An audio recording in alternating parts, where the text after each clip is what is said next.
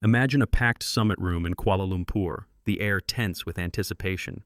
On one side, Muslim leaders from Southeast Asia, faces known across millions of households, gather to discuss one of the world's most wrenching crises, the devastation unfolding in Gaza. The world watches, but so far, it's not the voices from ASEAN making headlines. Instead, it's China stepping into the spotlight, issuing statements, sending aid, and maneuvering for influence. So the burning question is this: will ASEAN's Muslim leaders finally step up, match China's response, and make a real impact for Gaza? Or will internal divisions and outside pressures keep Southeast Asia on the sidelines, leaving China to set the pace?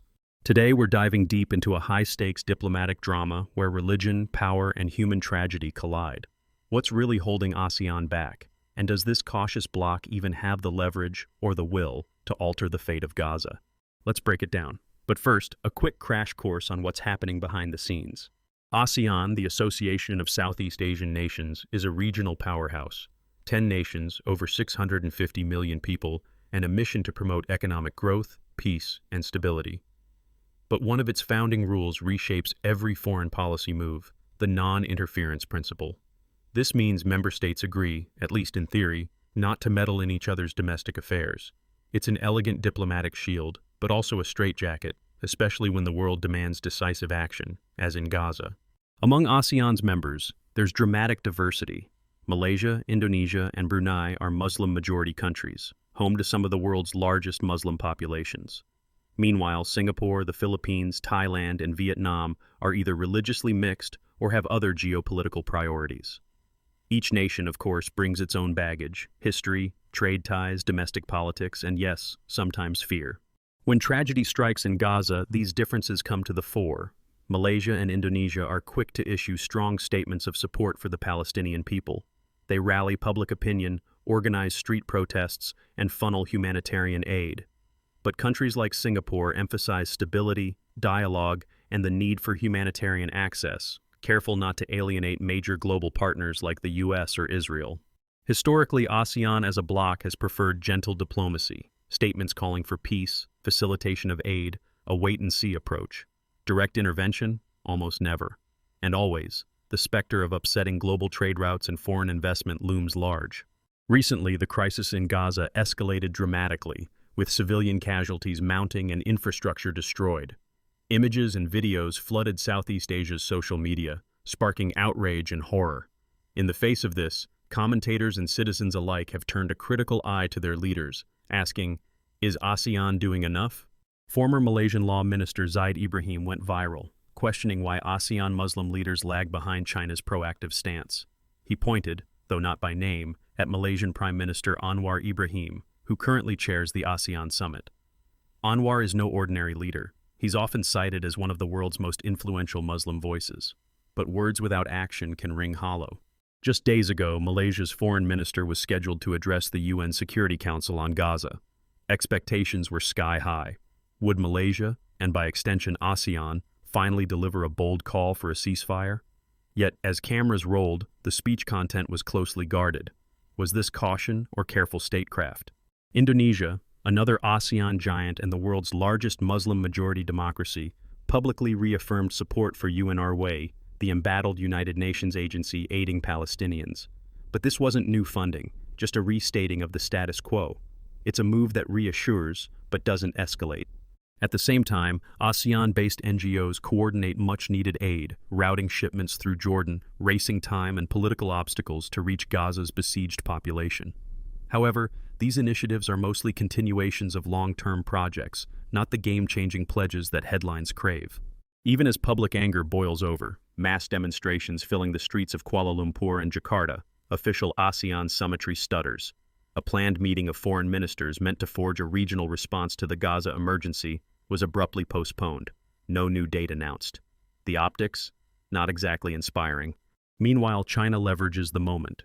Beijing's actions, publicized aid, vocal support at the UN, and shuttle diplomacy have not gone unnoticed. Southeast Asian citizens are left wondering, why does it seem like a distant superpower is doing more than their own governments? It's a question that stings, and it's not just populist rhetoric.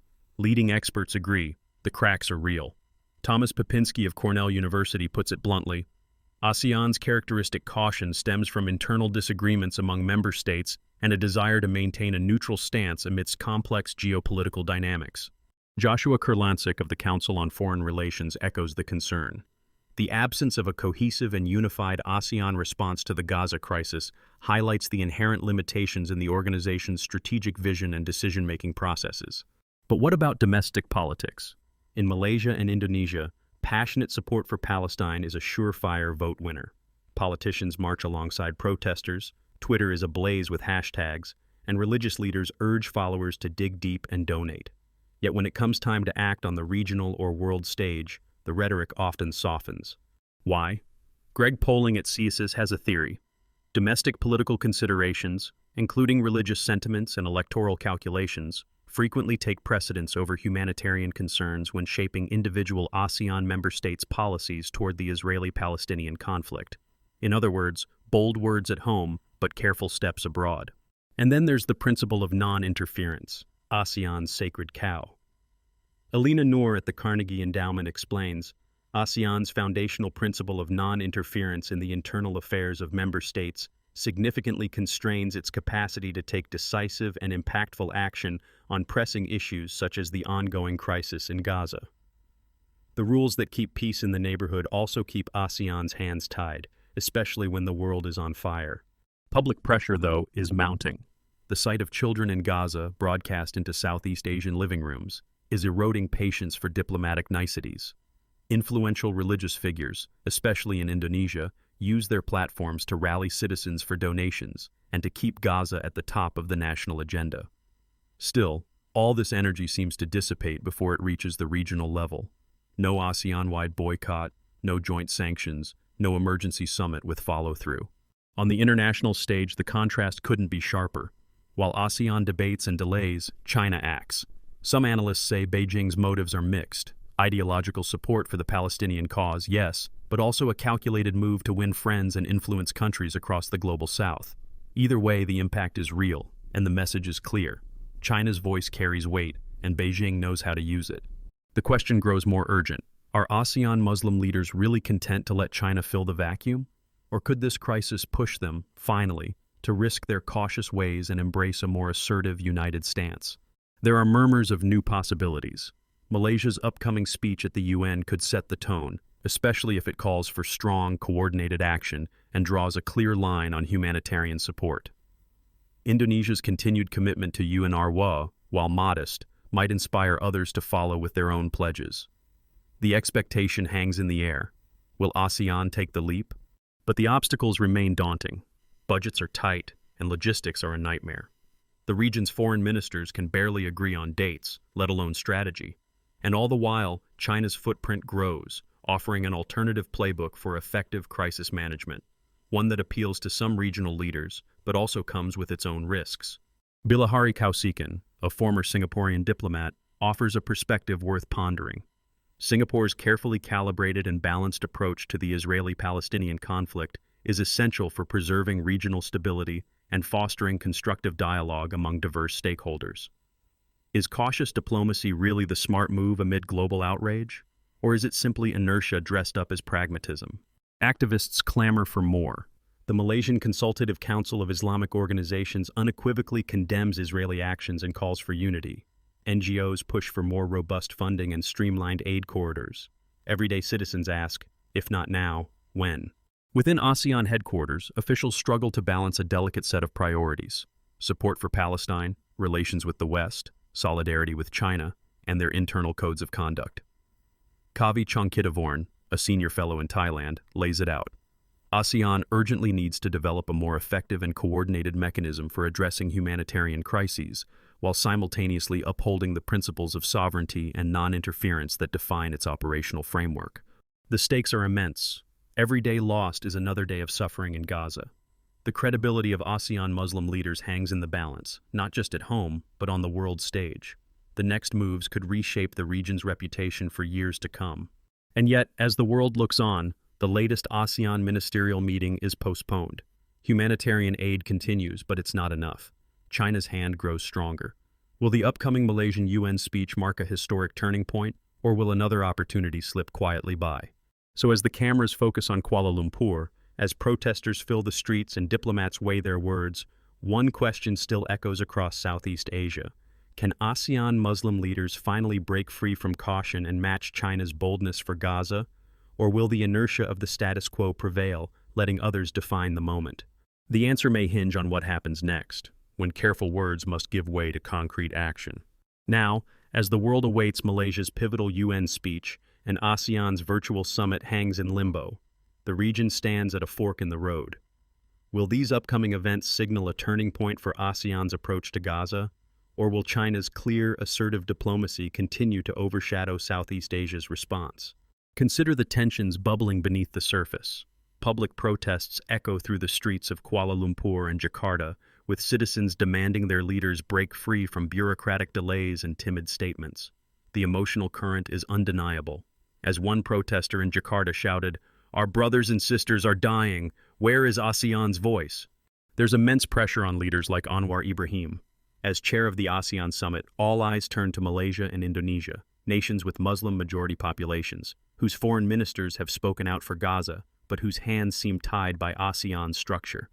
Will Malaysia's address to the Security Council produce more than heartfelt appeals? Or will it risk being yet another statement that catches headlines for a day and is quickly forgotten? Expert Thomas Popinski of Cornell warns, ASEAN's caution is rooted in deep divisions, but those very divisions, if left unaddressed, could render the organization irrelevant in moments of crisis.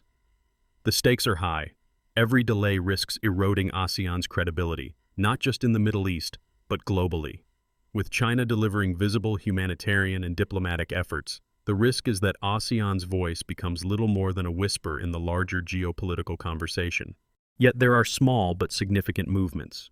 Indonesian religious leaders rally citizens to donate, keeping grassroots support for Palestinians alive.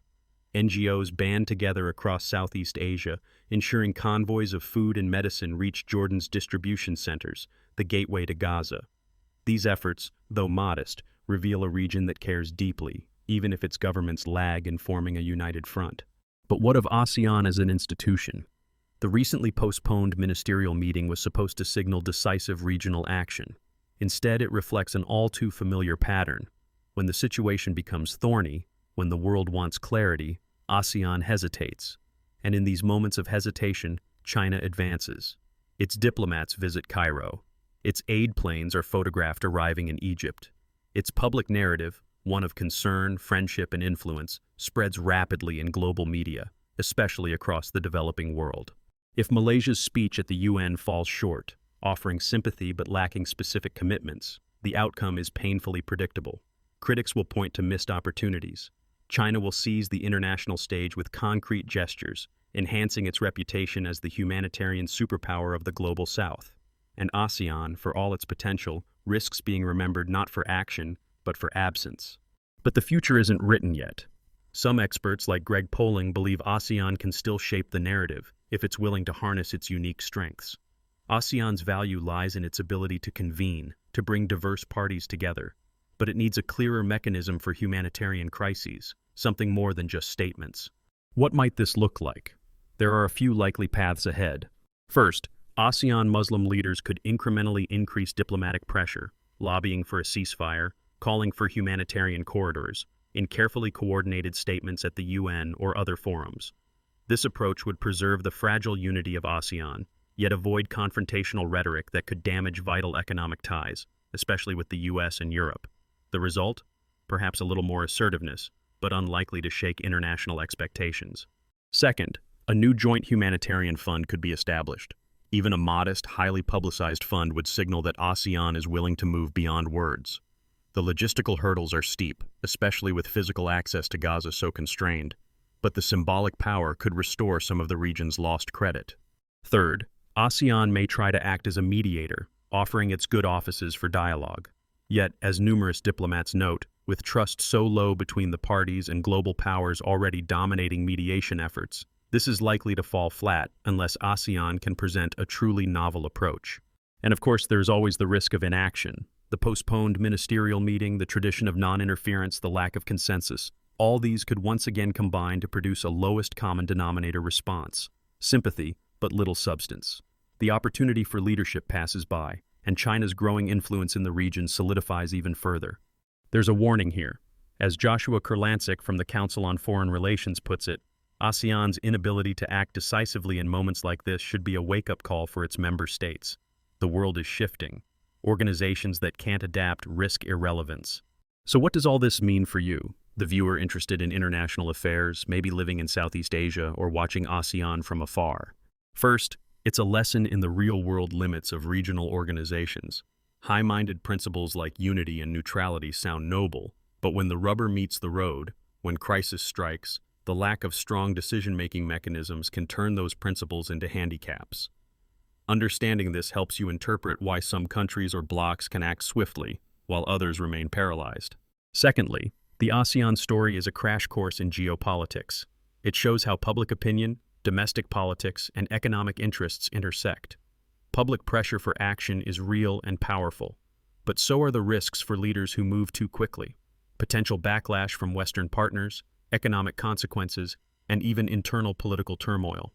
It's a delicate balancing act, one that's not lost on analysts or diplomats working behind the scenes. For those in the region, the immediate benefit is awareness. If you want your leaders to act more decisively, sustained public engagement is vital. Attend peaceful demonstrations, support trustworthy NGOs, push for transparent, coordinated policies. History shows that when civil society speaks with a loud, persistent voice, governments are forced to listen. More broadly, today's crisis shines a light on the emerging contest for influence in Southeast Asia. China's assertiveness is not just about humanitarian aid, it's about filling the vacuum left when others hesitate. If you're tracking the region's strategic future, watch how ASEAN responds, not just for Gaza, but for the next crisis that tests its unity. Will it find new tools and create emergency mechanisms, as experts like Kavi Chongkitavorn urge, or will old habits prevail? And here's a practical takeaway. The more you understand the mechanics of regional diplomacy, the formal summits, the informal networks, the power of grassroots activism, the better equipped you'll be to read between the lines of headlines and policy announcements. In a media landscape filled with spin and half-truths, that skill is invaluable. In closing, let's bring it back to the question that launched this story. Can ASEAN take meaningful action on Gaza, or will China continue to dominate the narrative and regional influence?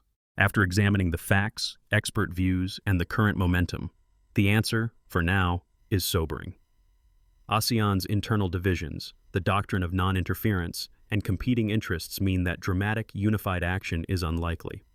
Malaysia's upcoming speech at the UN might contain stronger language, but absent a breakthrough in consensus, it will probably fall short of matching China's direct, tangible moves. This doesn't mean the story is over. If anything, it's a wake-up call, a moment of reckoning for ASEAN. The organization stands as a microcosm of our complex, multipolar world, full of potential, but hamstrung by old rules and new realities. If ASEAN can use this crisis to forge new mechanisms for cooperation and rapid response, it may yet reclaim its relevance. If not, it risks being remembered as a bystander in the very crises that define our era. And here's one secret fact that rarely makes the news. In private, some ASEAN diplomats have started floating an idea that would have been unthinkable a few years ago, creating a standing humanitarian task force, empowered to bypass the slow consensus process in emergencies like Gaza. Such a move would mark a fundamental change, and it's being quietly studied, though no government will confirm it on record. If realized, it could set a new benchmark for regional action and inspire similar reforms elsewhere. As you watch the events of the coming days, the UN speeches, the street protests, perhaps the rescheduled ASEAN Ministers' Summit, remember that the struggle for effective, humane diplomacy isn't just fought in capitals and conference rooms. It's shaped by public demand, strategic vision, and the willingness to break with tradition when the moment demands it. If you found this analysis valuable, don't forget to hit the like button, subscribe for more deep dives into global affairs, and share your thoughts in the comments below. What should ASEAN's next move be?